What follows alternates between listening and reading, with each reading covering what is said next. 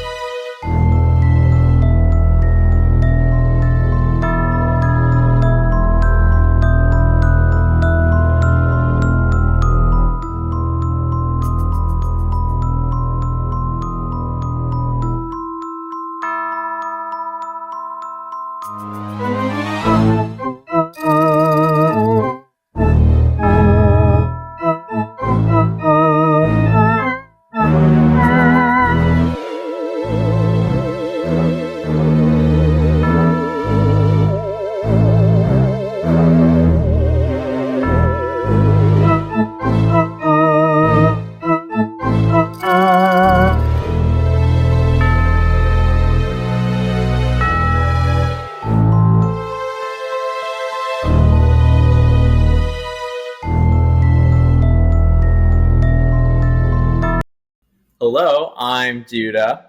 And is that Zion? Hi, Wayne. Hi. And we are the Amateur Film Critics. So, today we have an older movie for sure. Yes. This is gonna, actually, I would say, like, this is a more different movie than a lot of the other ones we've done when you think about it. But we really, pulled from the vault for this one, because today we are reviewing Abbot and Costello meet Frankenstein. Frankenstein. This was the first of many sort of Universal monster movies where they took the famous comedic duo and popped them into the world of, Frankenstein and Dracula and all those guys. So, Zion, before I read the plot summary, what do you think? Do you think this movie was pretty interesting? Yeah, it turned out better than I expected. Yeah. It to be, but yeah, it was definitely sort of a surprising film, I would say. It wasn't. No, I think we need to explain how we're choosing our movies now.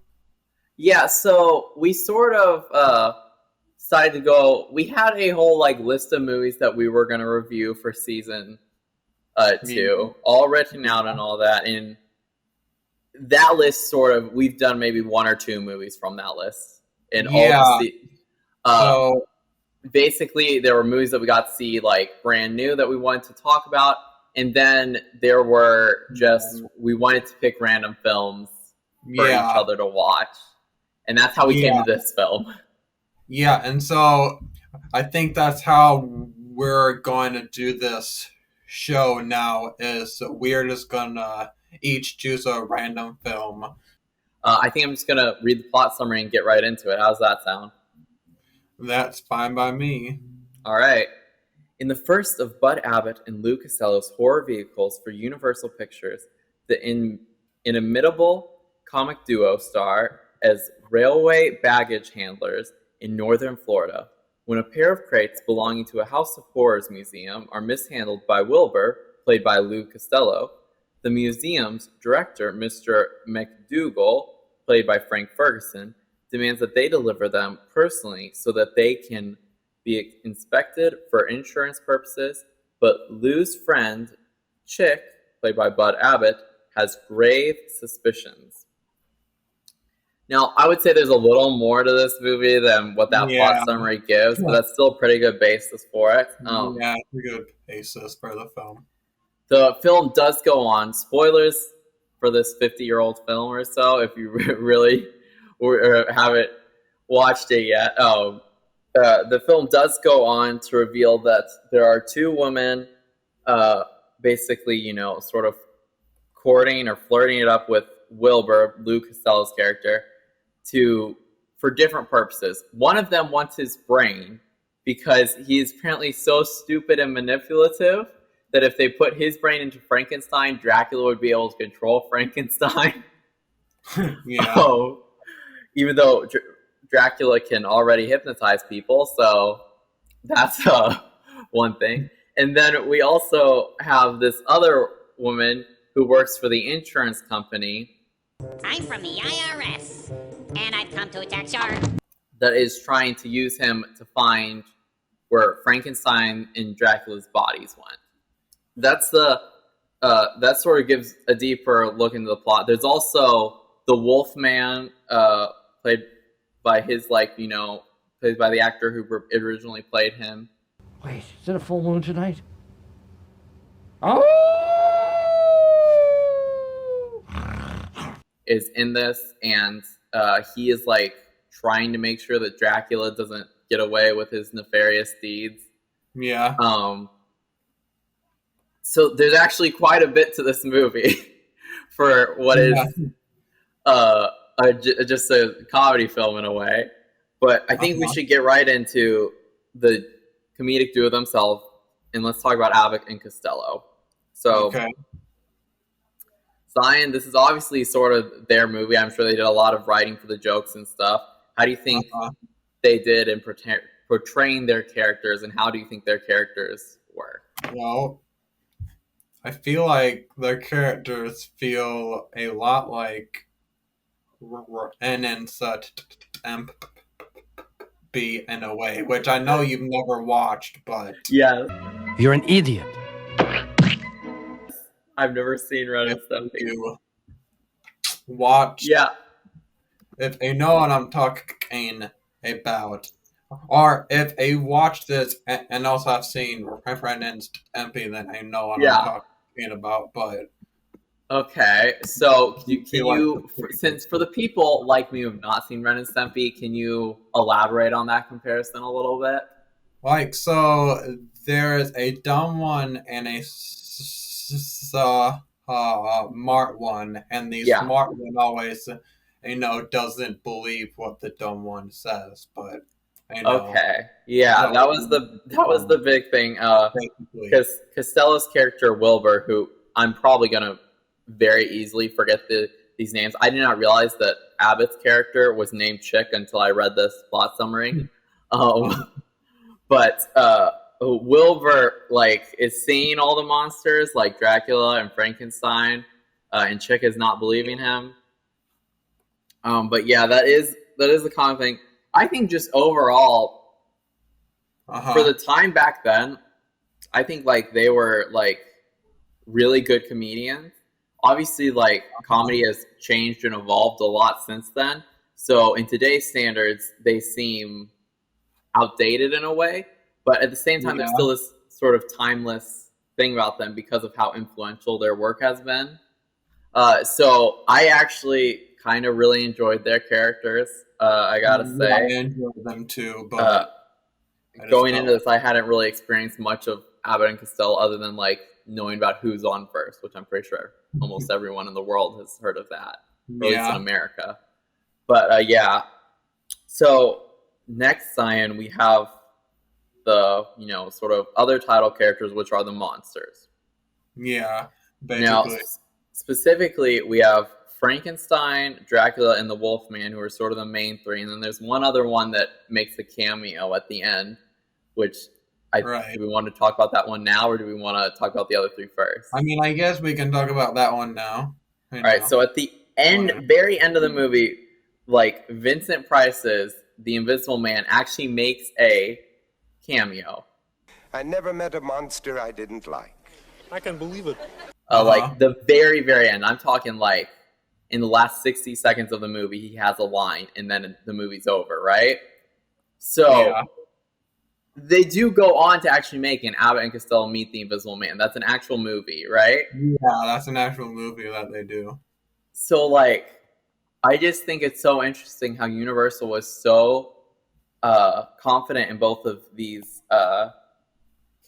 both the Abbott and Costello characters and the Invisible and like the Universal monsters, that they knew they would be able to make more movies like this after it. You know what I mean?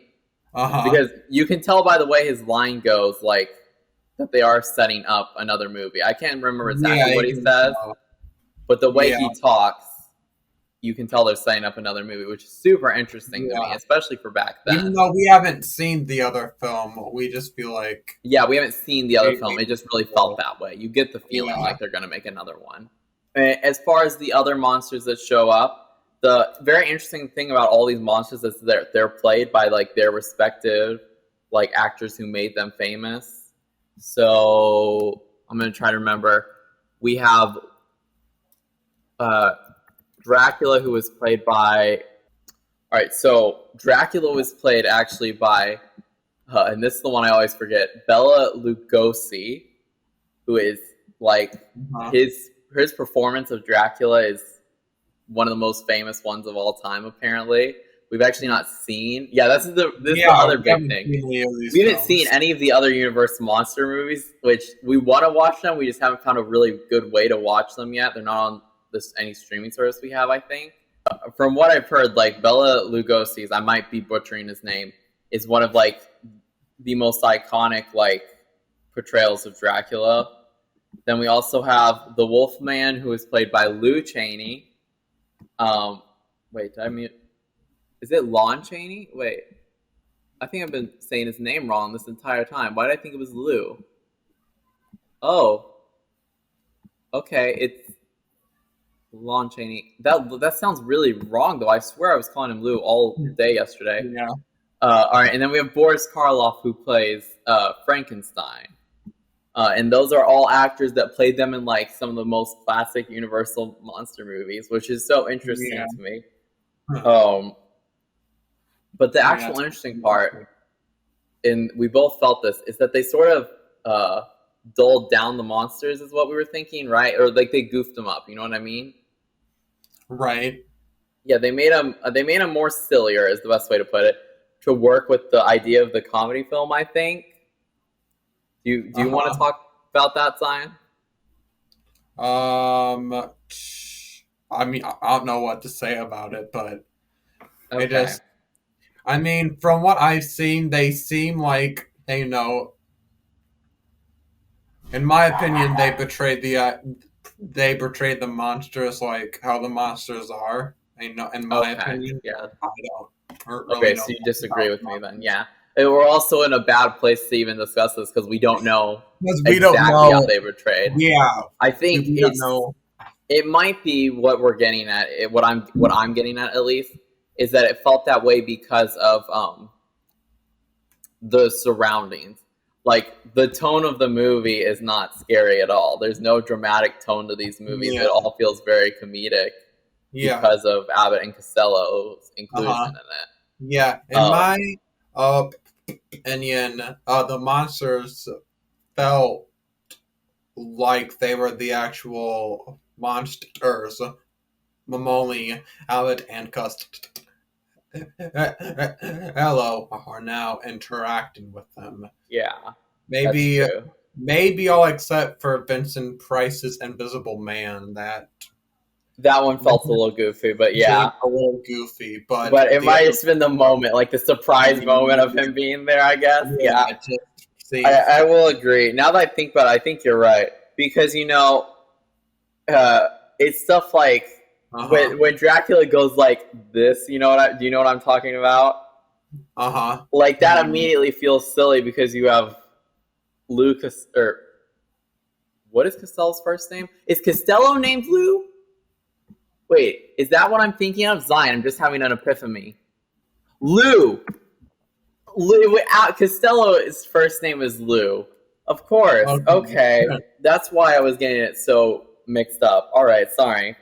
So yeah, what I was trying to say is that when you have Dracula going like this in a serious face to Lou Costello, who is playing this like overly scared like man, it makes it makes the monsters characters feel slightly more stupid. I guess that was the feeling I got from it.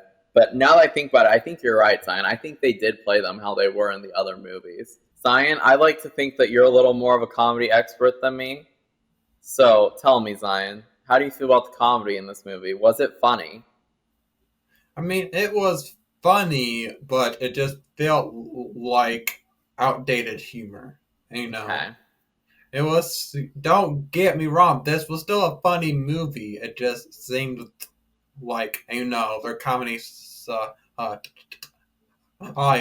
isn't like the comedy we have now. Yeah. Yes, is all I'm trying to say. Yeah, I actually agree with a lot with you. Like, that's exactly sort of the same, like, page I was on, was that it feels slightly outdated, but at the same time, like, I think that's, like, it was still funny. Finally, we want to talk about the special effects. Zion, you had one in particular that you really... Okay, yeah. The special effect for when Dracula changes from his man form to his bat form, it seemed you can really tell that that's animation. And they didn't have really a way to show that other than that back then. I think that, I agree. But nowadays, when we have this, we have all this CGI, it just seems outdated. Yeah, and I wonder, like, because obviously, again, we've never seen the original Dracula. I wonder how they did it in that film. Because with the cartoony animation style, it makes me wonder if it was changed slightly to fit the comedy theme of it. Yeah. Yeah, I could. As far as the other special effects go, I would say the like costume and makeup work was all like up there with how the other Universal monster movies did it. Yeah, I thought they were pretty good, especially for back then. Like, if we're being honest, I know this really isn't special effects, but I really like the set pieces in this. I know that's super strange. But like the castle one for sure. And then the delivery room, I really liked those. I thought those were really cool. Yeah. So, with all that said, Zion, we have the two questions we always have to ask. What is your favorite character? Or who is your favorite character? Sorry. My favorite character is the Private Eye. Lady. Mm-hmm. I don't remember her name, but she was the blonde chick. I like her character. And obviously Vincent Price. Let me look up her name real fast. Joan Raymond, I think that was her name in the thing. She was played by Jane Randolph. Which, those are very similar names, Yeah, they are. Joan Raymond. That is, she has the same initials in the movie as she Joan does in Raymond real life. was my favorite character in the film. Is it weird to say Vincent Price is I mean, no, that's not. No, because he was also one of my. It's super strange but I don't know, the way he just did his cameo in the very end.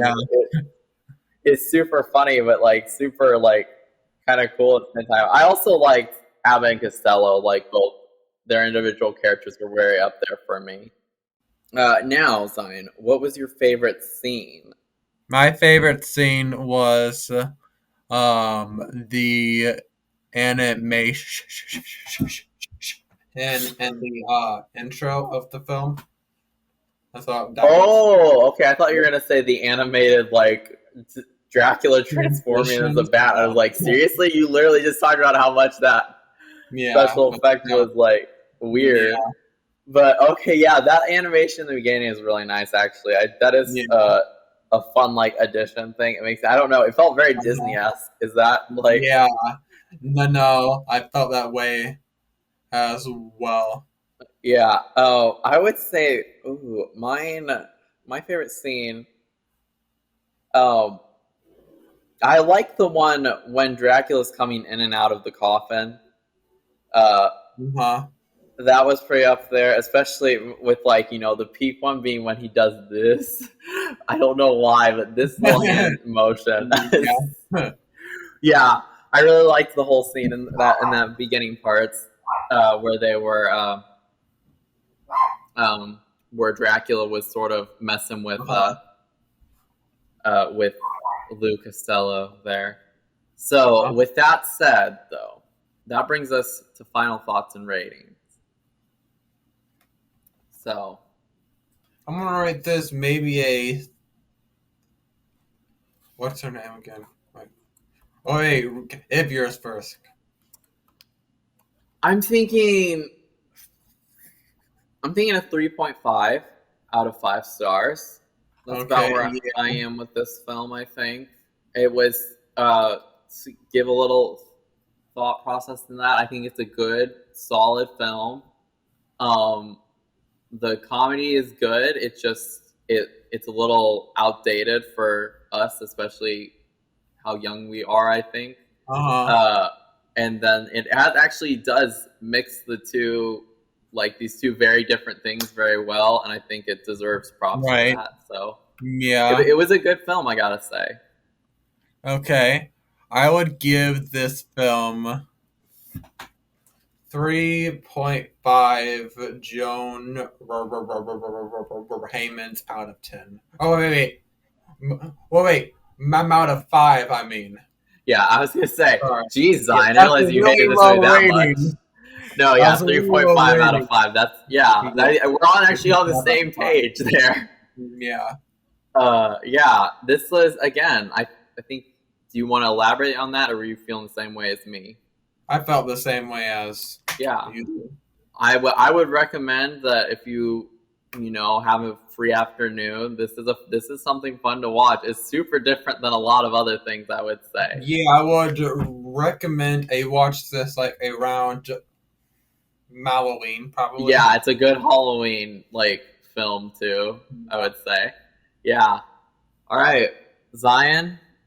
Oh wait, subscribe and like. Subscribe. And follow our Instagram at Amateur Film Critics. Zion. Yeah. Any other things to say? Goodbye, y'all. Bye, y'all. Skippy, what's the name of that group playing on stage? Who? The name of the group. Who? The group on stage. Who? The group playing on stage. Who? You're starting to sound like an owl, Skippy. Who is on stage? That's what I'm asking you. Who is on stage? That's what I said. You said who? I sure did. So tell me the name. Who? The name of the group. Who? The group on stage. Who? The name of the band on stage. Who? You're doing that owl thing again, Skippy.